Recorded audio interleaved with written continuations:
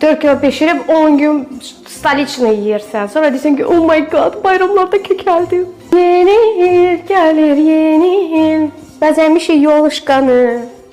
Dərd götürüb paytaxt salatını yemək, şuba, plov, o qədər şeyləri yeyib, yəqin gömüllaşacaqsan deyə düşünürsənsə, səhv düşünürsən. Bir günə yediyin şeylərlə 185 kilo ola bilmərsən.